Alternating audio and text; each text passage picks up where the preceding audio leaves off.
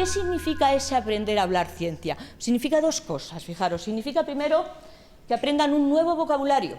Tienen que aprender un nuevo idioma con un nuevo concepto y eso entraña una dificultad mayor. Pero además no es suficiente.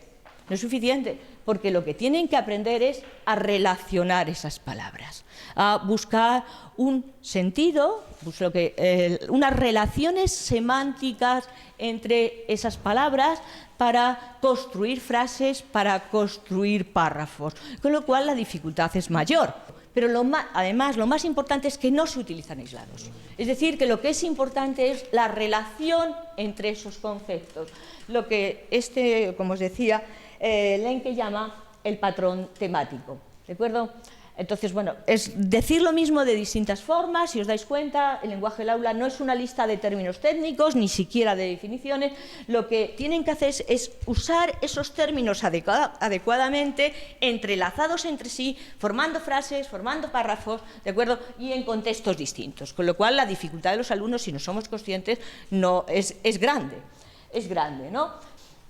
Entonces, fijaros, las características de hablar ciencia es que cuando las palabras se combinan, el significado que adquieren es muchísimo mayor, es decir, la potencialidad es muchísimo mayor. Estas relaciones semánticas, este patrón temático, en realidad no es tan difícil porque lo repetimos muchas veces en el aula. Es decir, una vez que lo han captado, una vez que sea esto, es muy repetido en el lenguaje científico. En definitiva, queremos que hablen, escriban y razonen con frases del lenguaje científico. Eso es lo que queremos.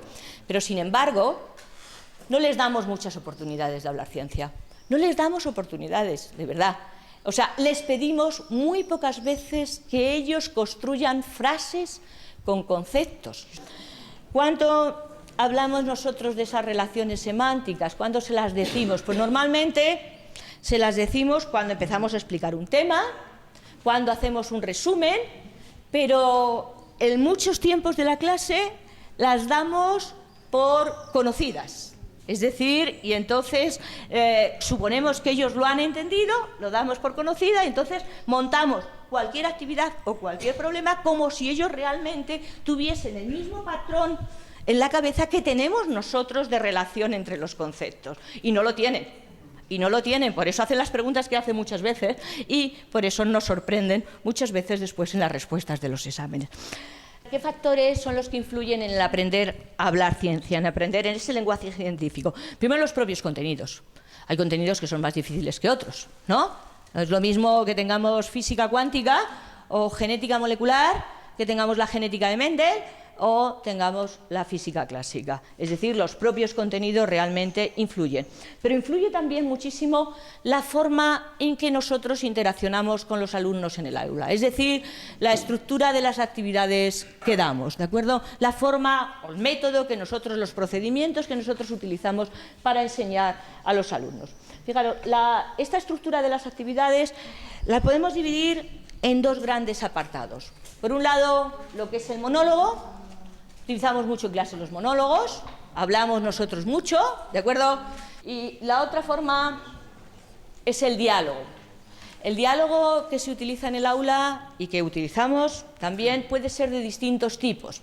El diálogo que más utilizamos es el que se llama triádico, que viene de la palabra triada y es el que yo creo que utilizamos todos los profesores. Es cuando estás en medio de una explicación para ver si te van siguiendo o no te van siguiendo, pregunta, respuesta del alumno, evaluación del profesor, ¿no? El debate profesor-alumnos es cuando tenemos a muchos alumnos que nos preguntan. Otra forma de diálogo es el cuestionamiento de alumnos. Es decir, cuando los alumnos no se creen lo que les estás contando. Hay veces que ocurre, a mí por lo menos me ocurre, es decir, ellos tienen su patrón temático, sus relaciones entre los conceptos en la cabeza y entonces tú les estás explicando un problema, una actividad y ellos no cuadran con lo que ellos tienen en la cabeza. Y entonces, no es que te estén preguntando, es que te están cuestionando. Te están diciendo si realmente eso es verdad o no, porque el otro día les dijiste no sé qué, y según su esquema mental, según su patrón temático, eso realmente no concuerda. Y entonces, bueno, eso también es muy interesante.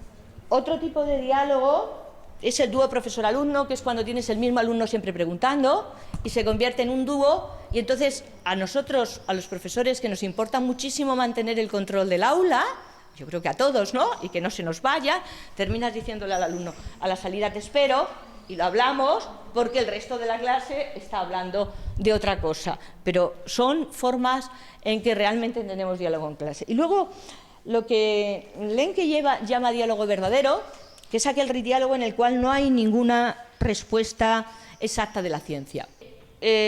Cuando se utiliza el diálogo, sobre todo cuando se utiliza el diálogo triádico, es muy importante, cuando el profesor está preguntando, la secuencia de preguntas del profesor. Yo creo que no solamente en el diálogo, sino también en el monólogo. Es decir, yo creo que los alumnos dicen que un profesor es buen profesor cuando ellos son capaces de seguir claramente el hilo conductor.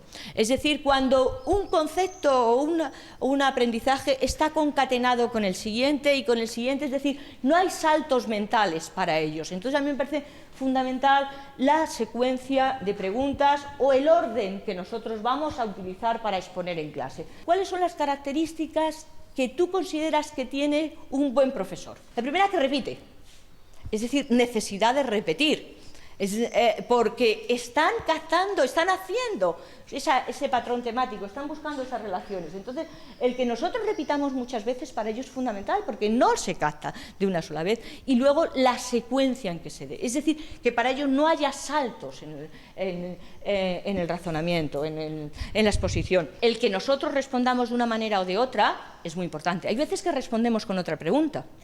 Cuando ellos preguntan y no están seguros, lo que hacemos es responder con otra pregunta y dirigirles, ¿no?, para que ellos vayan haciendo. Entonces, eso, el que nosotros sepamos muchas veces dar con las respuestas adecuadas es fundamental. Otra es que utilicemos lo mismo que ellos han estado en el diálogo preguntando en otro contexto. Yo, por ejemplo, utilizo muchísimo en clase las analogías con los euros. El tema del dinero, la verdad es que lo entienden bastante bien. Bueno, y luego, finalmente, el que se haga de tal manera que la construcción de la respuesta sea conjunta del profesor y del alumno. Yo les digo que se sale a la pizarra cuando no se sabe hacer un problema, porque la pizarra es donde realmente se aprende. Y te dicen, sí, lo he intentado y no me sale. Pero claro, lo ha intentado solo. Es decir, cuando nosotros le sacamos la pizarra, nosotros vamos dirigiendo con una serie de preguntas, ¿no?, su pensamiento, y realmente estamos haciendo ese patrón temático, estamos relacionando los conceptos, son capaces de hacerlo. Son capaces de hacerlo muchas veces, y la verdad es que es gratificante para ellos. Entonces, yo creo que el uso de todas estas estrategias que todos hacemos, pero el ser conscientes de ellas, el utilizarlas de una forma consciente o el promoverlas más, a mí me parece que es interesante.